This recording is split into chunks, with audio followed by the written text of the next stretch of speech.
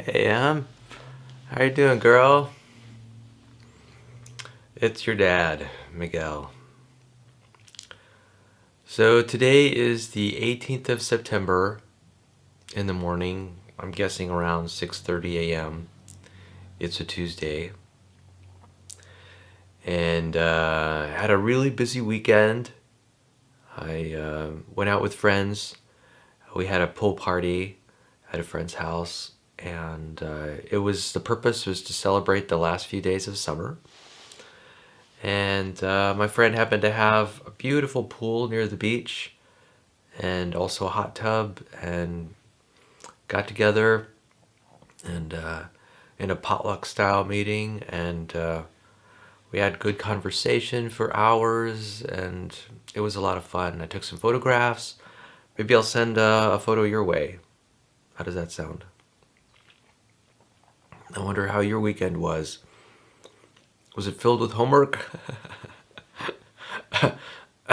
My weekend probably better ought to have been filled with homework, but it wasn't. I'll try to get on that homework today and tonight and tomorrow. My machining class is turning out to be quite a bear when it comes to reading and doing exercises. And so I need to begin to focus. In fact, my machining class has a midterm coming up real soon, like in 2 weeks. And so I have to start preparing for that test.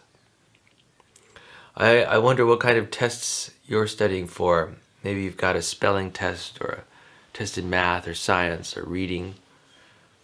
I'm kind of curious how you prepare for your exams. You know, I wonder if you use any memory techniques. I'm an advocate of using memory techniques, and I know I've been talking about them to you through the years. You may recall that I sent you a CD presentation. It's like a CD program about using your memory. And that is a really good program. I wonder if you ever got a chance to listening to it. You know, more power to you if you did. Not everybody's interested in that subject, and so in fact, I think interest in that subject is probably from a minority of people. They're not. The most people aren't really interested in memorization or memory skills and developing them. So don't feel put off if you didn't quite have the interest level to watch that program or listen to that program. So let's move on to our first topic of the day, which is Mary McKenzie's book, Peaceful Living. Here we are. I have it right here. And let me read the quote of the day, September 18th. Just because everything is different doesn't mean anything has changed. Irene Peter. That's a puzzling quote. Let's see what Mary McKenzie has to say about that. And this is her subtitle, Changing Our Perspective. Many years ago, I was renting a house with an absurdly low rent. I lived in this house for many years, and my landlord had never raised it.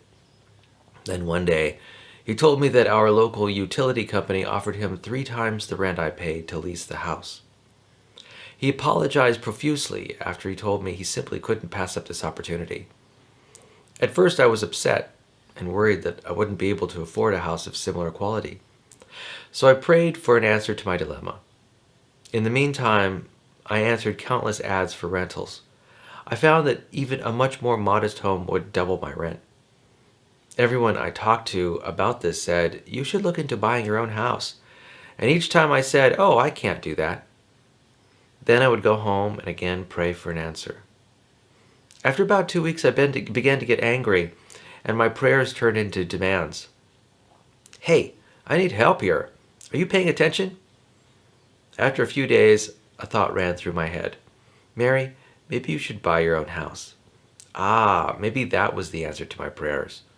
Although I didn't think it was possible, I found a way to buy my first house before I had to move out of the rental. My mortgage payment was less than it would have been if I had rented a house, and I was nurturing an investment in my future. Oftentimes, we have exactly what we need. We just don't recognize it. You don't always have to change your situation. Sometimes changing your view of things is all you need. And so the aphorism for the day is, focus on an area of your life that you're not enjoying and try to view it differently to change your experience. Yeah, that's really an important principle. I call it reframing. To reframe an idea or a situation means to sort of look at it from a different perspective. You know, sometimes when you look at a situation, you see values that you meet and some values that you don't. And quite often, when we look at a situation, we tend to over-focus on the values that we're not meeting. But in that very same situation, you might be able to focus on the values that you are meeting in that situation. And in fact, if you look at the situation from a different perspective, say a different angle, that is, looking at it as if it is conserving a different set of values, from another perspective, say maybe it doesn't work out from a social perspective, but from a financial perspective, it works out well. If it's not a financial perspective, maybe it's a artistic and personal growth perspective. You get to choose the lens through which you see all of your situations, all of the situations that are going on. And, if you choose to focus on the right lens, you'll experience less pain, emotional pain, and chances are you'll be more effective. And that's what it's about, right? It's about being more effective in the world.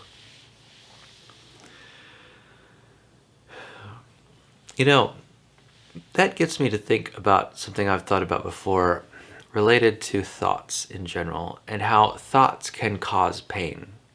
It's such an odd idea. But, it's natural to recognize that there are painful thoughts. These are brought about by, painful emotions. Thoughts basically trigger emotions. And it's those emotions which are painful. There are even what I'd call painful thoughts. Now, what is this idea of a painful thought? Especially since, we're in control of our thoughts, we essentially are in control of the pain of our lives. When a person says that they're having a hard time or their life is hard, quite often what they're saying or implying is that their thoughts are painful. Now, why would a person in their right mind think thoughts that were painful? Well, there's actually a lot of reasons to think thoughts that are painful. And I think I've gone over them before. I think this idea of a painful thought is really intriguing. I'm curious about what causes the pain of a painful thought. Well, here's my understanding, my guesses about what this all is. And I think that the pain of a thought comes about by the tension that the thought produces in your body. A lot of people have tension headaches. They'll have tension in their shoulders, tension in their neck. Sometimes people get a tension in their chest or in their belly. You might have heard people, before they go speak, have butterflies in their stomach when they're nervous. I know when sometimes people get angry, they'll tense their fists or their arms or maybe their thighs, or they'll tense their torso, some muscles in their torso. And this tension causes pain, particularly if it's prolonged. So, in my opinion, the pain that comes from thoughts quite often comes from the tensions that thoughts produce. Now, why would a thought produce a tension? Well, a muscle tension? Well, you have to realize that human beings are basically nervous systems, right? And our nervous systems are continuously being conditioned by our environment. And when we're confronted with something that's fear-inspiring, we'll tense our muscles as a natural response to fear. And we'll also probably use words, and we'll associate words to these tension responses. Like, oh my God, oh my God is like an expression of surprise. And I have had experiences in the past where I've used that phrase, oh my God. And oh my God, that phrase has associated with it nervous system tension. It's just the connotations of the word. It's a connotation of the phrase. And there's just a strong association in my neurology between that phrase and tension in my body, because I happen to say it when I'm confronted with a fearful situation. It's nothing more and nothing less than common association. And any phrase or any word could take on that association. I would just have to say it with that association with enough frequency to make that association stick in my nervous system. Okay, so I use the phrase, oh my God, and now I'm feeling some tension in my body. And that tension, if it's prolonged and intense, that's the source of emotional pain. That's a very mechanistic view. But I think right now it's the only way that I know how to think of how thoughts can create emotional pain. Thoughts also can create emotional pleasure. And I think it might just be the opposite would be a state of relaxation, a state of peace, a state of enjoyment and appreciation. This state is a state where muscles relax. There's a calm feeling. Often people feel soothed and nurtured. In fact, even the words that I'm using right now, soothe, nurture, comfort, I happen to use those words when I'm in situations that are relaxing and peaceful. I even use the words relaxing and peaceful in situations like that. And when I say those words, I've got relaxation associated in my nervous system with those words. And I'm already feeling more and more relaxed just by saying those words. So the word triggers the feeling. And it's and then it only triggers the feeling because there is a nervous system association. Okay. So it's just that simple. In my mind. By my lights, it's just that simple. So that's why narrative is so important. That's why the story that you tell yourself, that is the meaning that you give yourself about the external situation, is so important, because those words, they have connotations which can tense or relax your muscles. And it's uncomfortable to have tense muscles all the time. It's that simple. It's basically a choice between pain or pleasure. There's also another choice. It's a choice between being effective and not effective in the world. So, there might be times when it's a good idea to have energetic muscles that are tense and ready to move. For example, if you're escaping from a forest fire, or from a home fire, or from a flood, you're going to want to have some energy in your muscles. You're going to want to have that tension, that energetic rush of energy in your muscles. You're going to want to have that. And so a little fear, a little anxiety is probably a good thing. It'll keep you on your toes. You'll be scanning, to doing a lot of checking with your external environment so that you can pick up on cues that might impact your safety. So you definitely do not want to be in a relaxed and peaceful state when you're at the base of an erupting volcano. Okay. I'm talking about being effective in the world. Yeah. So, anyway, that's the idea of painful emotions or painful thoughts explained. At least this is my explanation for it. And I think it's true. You know, what's kind of interesting is if I know a lot of people kind of exaggerate how bad they feel about something.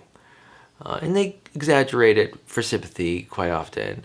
And maybe they like to commiserate or sort of be miserable in their own thoughts, in their own feelings. And there's a place for that. Spending some time with yourself when you're not feeling so well.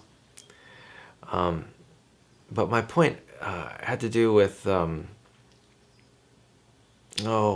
trying to remember what my point was. Wow.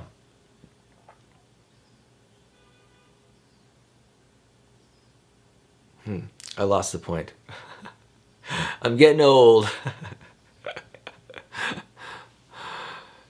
Anyway, this I just think it's interesting. It's fascinating about. Here I just got it.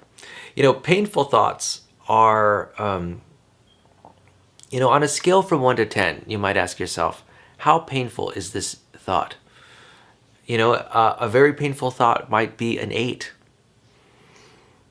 And I honestly don't see emotions getting any more painful than 8. I don't think that an emotion can go to maybe a 9 or a 10 on the pain level scale. And here's why. I think it has to do, well, it's about tension, right? It's about muscle tension. And I think even if you tried really hard, I don't think you could, just by, say, flexing a muscle in your shoulder, I'm not sure that you could get to a pain level of 10 before you just petered out. And, the brain has its own fail-safes, its ability to relax. I've actually been so stressed out that I've just sort of not necessarily collapsed from the tension, but just sort of given up. There's a point where you just kind of give up. And I think this is, that is give up tensing your muscles, because your muscle just gets so tired it can't tense up anymore. And you're just so uncomfortable that you just can't bear the discomfort anymore. And I think that happens about level 8 out of a scale from 1 to 10 in terms of pain and muscle tension. So, emotions are self-limiting. That is, there's not an infinite emotional pain. There's only discomfort that arises from emotional pain. Now, that discomfort may be fairly regular. It may happen hours and hours throughout the day. And it might happen every day for weeks on end, and even months. Though, that pain quite often is temporary. And, the human mind is such that it jumps around from subject to subject pretty readily. And it's hard to focus on one thought at all anyway, unless you're a practiced meditator. And meditating on particularly negative thoughts is not necessarily an adaptive way to go. So I guess what I'm saying is that I think it's important to have a moderate view about how much pain emotional thinking that you can get out of emotional thinking. Yeah. I know a lot of people, there are a lot of people who are tortured by their own thoughts, and I think pretty much everyone is. That is the norm. And there are people who contemplate suicide because I guess they're fed up or bothered by their emotional thoughts, their emotional thinking, and the pain of that thinking and the pain of the tension. And they don't want to continue. They make a choice to end their lives. That is a choice. It's a valid choice. And, it's a decision that we're confronted with as human beings continually. We decide whether to eat or not to eat. to breathe or not to breathe, to drink water or not to drink water. We're continually making the choice whether to live or die. And, often, if you just wait a little longer, if you just wait a day or an hour or even a couple weeks or a couple months, things will get better inevitably because, the pain, like I mentioned, on a scale from 1 to 10, probably never exceeds an 8. It's a little bit uncomfortable, as your body and mind adapts to new situations. Let's say a person goes to jail. Maybe they're embarrassed. Yeah, but they're still alive. There's still ways to enjoy being in jail and being in prison. There's still ways to enjoy one's life. Even if society shuts you out of the mainstream. It's a tragedy. But you know what? Things happen. Sometimes just chance is sometimes people get in bad situations, and they do the best they can to survive them. And maybe they become addicted to substances, and that's a real challenge. And it's just something we take on a day-to-day basis. I guess my point is that the pain never does get to a 9 or 10. The pain is never unbearable. The pain is always bearable. It is always bearable. If I were to, say, become a quadriplegic, there would be a lot of pain associated with those changes in my life. But the human brain adapts. The human brain can adapt to almost any environment and to any change. There are people who are very, very old, and they are on the verge of death, and they're hanging around, lying in their bed, staring up at the ceiling, and their brains are operating, and they're probably having insights, reminiscing about the past, dreaming about the future. They're living their lives, even if they are just staring up at the ceiling. They're living their lives in the way that they're living them. The human brain is incredibly adaptable.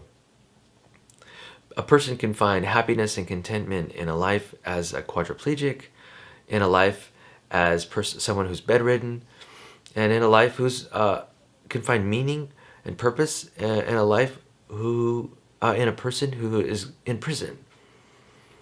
And and there are people with severe mental illness too who limp along and survive and thrive in their own way and undergo transformation. I guess what I'm trying to say is that that there's hope. That there's hope. The brain is incredibly adaptable, and even if you are experiencing emotional pain right now, I want to remind you that the emotional pain is not that severe. Yeah, I think people sometimes exaggerate the emotional pain that they feel, and they do it for a lot of good reasons. They do it to express themselves, as a way to complain, as a way to try to get what they want, try to get more of what they want. They're asking for help. It's a cry for help, really. And, people do the best they can. Thankfully,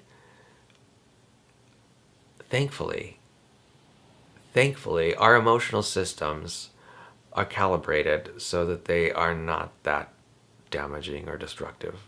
Yeah. And I'm talking about even people who have like PTSD and agoraphobia and they can't leave their house. Thankfully, I think our brain is has safeguards in it that prevent us from 100% pain all the time, every day. And I just wanted to let you know, I think that is a significant knowing.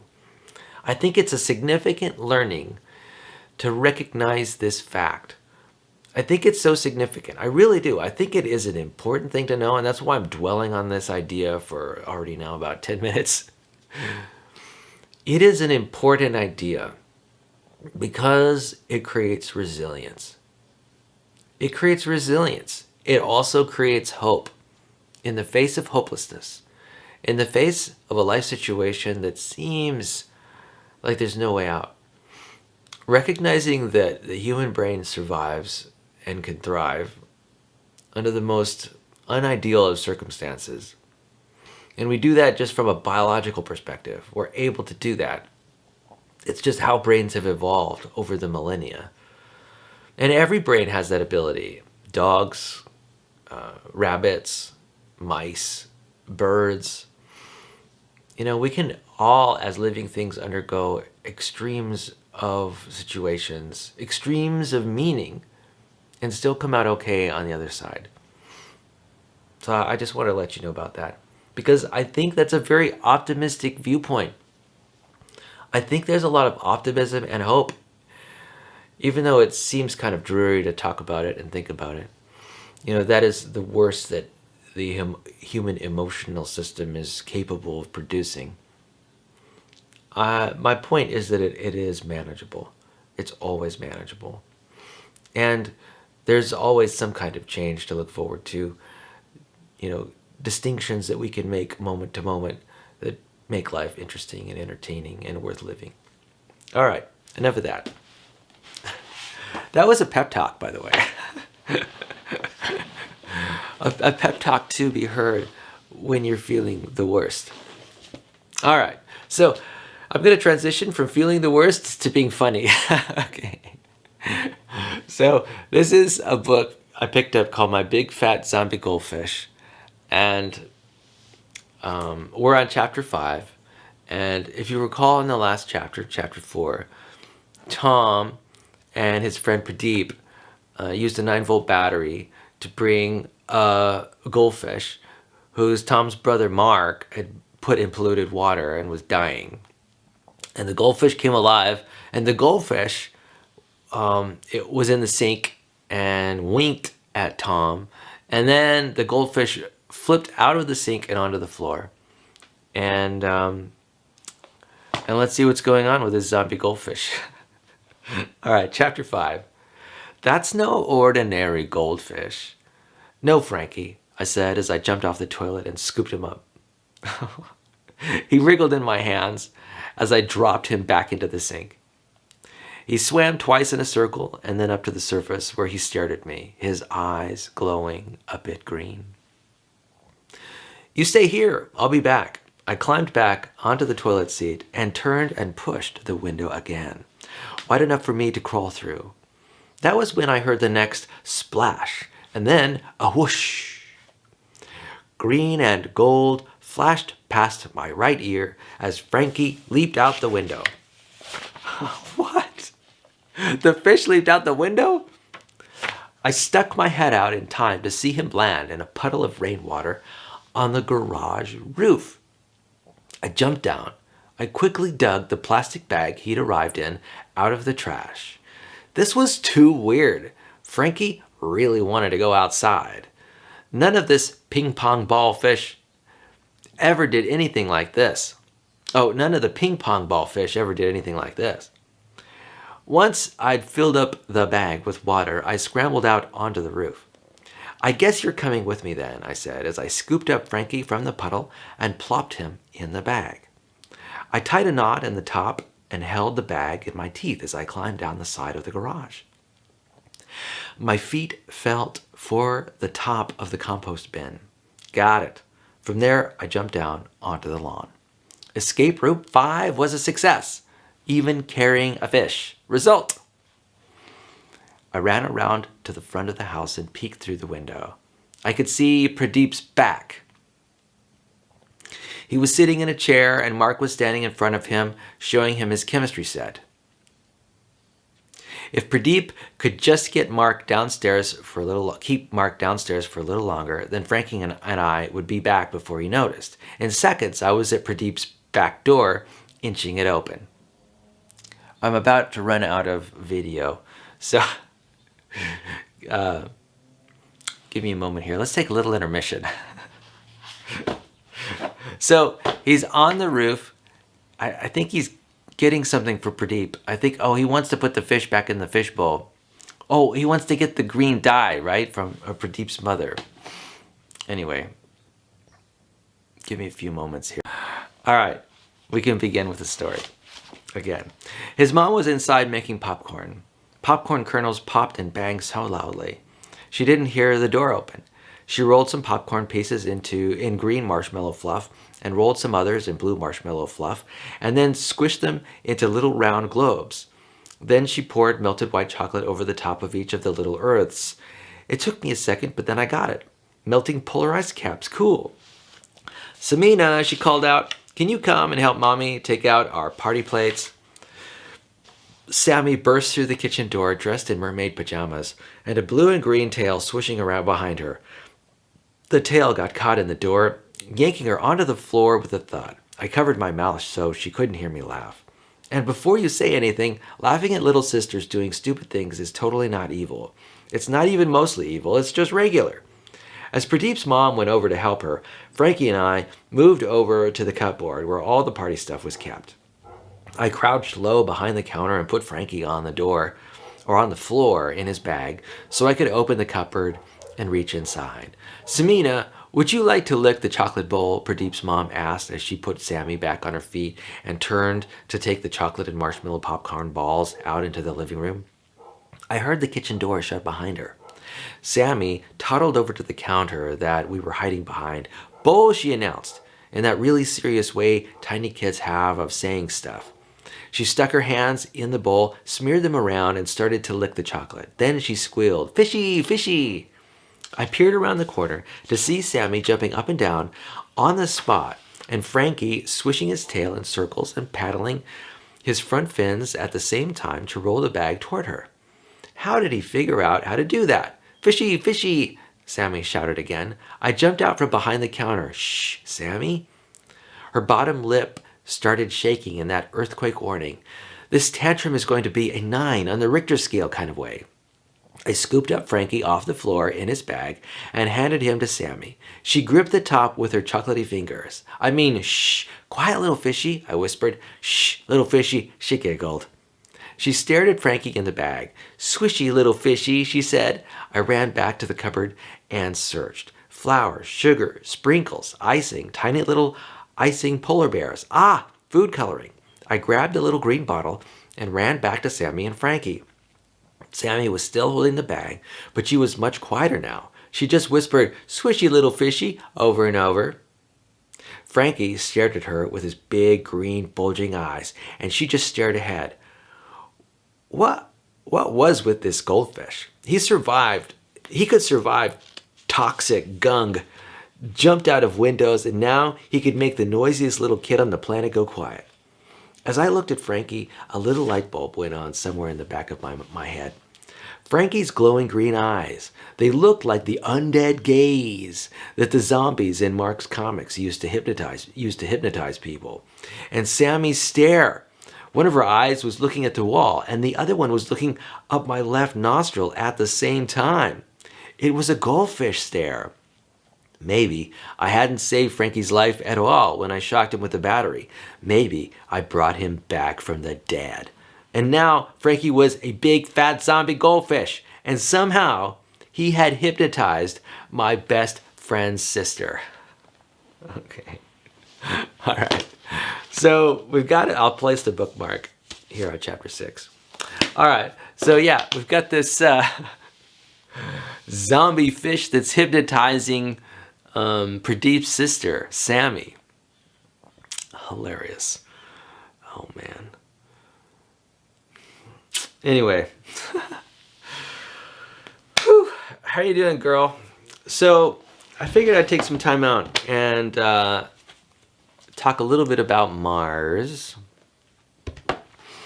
Now, here, there's a part of this book here that talks about the moons of Mars. And honestly, I wasn't quite sure whether Mars had moons. You might have more of a clear idea of whether Mars has moons or not. But apparently, I think there are 2 moons of Mars. So let's read a little bit about that. The moons of Mars. For centuries, astronomers believed Mars had moons, but no one could find them.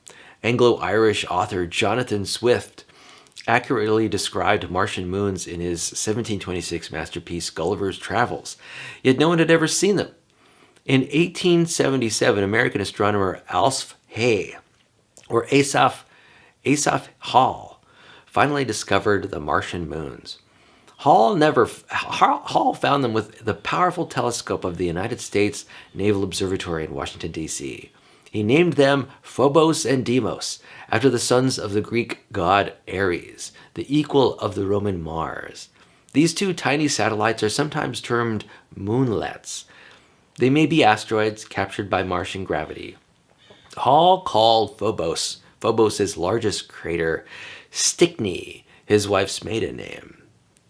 So here's a little biography on Asaph Hall. Discoverer of the moons. In August 1877, astronomer Asaph Hall studied the red planet night after night, searching for moons. Hall used the most powerful telescope of the time, but bad weather often blocked his view. When the weary Hall wanted to give up, his wife, Angeline Stickney Hall, urged him to keep trying. The weather finally cleared, and Hall was rewarded when he discovered Deimos and then Phobos. All right. So that's really cool. So here's a little picture of, there's Mars, and then there's Phobos, which is in the more in the middle, and here's Deimos on the outside. It says, in this chart, the orbits of the outer moon Deimos and the inner moon Phobos bracket a third orbit. This additional orbit marks the course of a man-made satellite that would orbit at the same speed as Mars revolves on its axis. Seen from Mars, the satellite would always seem to stay in the same place. So, Phobos and Deimos, two moonlets of Mars. That is quite an accomplishment. That takes a lot of observing. How do you observe two asteroids orbiting Mars? Well, using a big honking telescope, I guess. You know, Emily, I wonder if you remember the time we went observing with the telescope that we had. I think we only went out one time. Well, we might have gone out a few times. Maybe out to the front yard, we went out with the telescope. But we also went out to Maple High School out at on the East Housing area at Vandenberg Air Force Base. And we didn't do very much observing, I remember, because it was actually pretty dark. And I think you were pretty young. You were only like 4 or 5 years old. And if I recall, you were a little concerned about it being so dark. You know, we were in the dark for a reason, because we were trying to get away from light so that we could observe the stars. Anyway, I don't think it lasted very long. You know, our time out there, you may not even remember going out there. Interestingly, when we were out there, we also happened to cross a meeting of astronomers at the local high school. You might recall that after we finished looking at the stars through the telescope, we walked around the high school, and there was we walked into a classroom that was filled with the astronomy club. You know, the astronomy club is still going on here in Lompoc. I think it happens at least once a month, and I think I know the president of the astronomy club. I haven't visited the astronomy club myself, but you know, it's an option for us to go visit if you're still interested in it. I've got a little appointment on my calendar that beeps every once in a while when the meeting happens. I think it happens like on Fridays, Friday mornings around 10 o'clock. It might be like the third Friday of every morning. I mean, the third Friday of every month. So, anyway, Emily, I hope you have a fantastic rest of the week. I'm looking forward to visiting with you when we go watch the launch of the SAOCOM spacecraft on October 7th, and then the subsequent landing of its first stage booster. And I'm looking forward to spending that time with you, and it'll be interesting to see your mom again, and I think that experience could be a lot of fun, and I'm looking forward to it.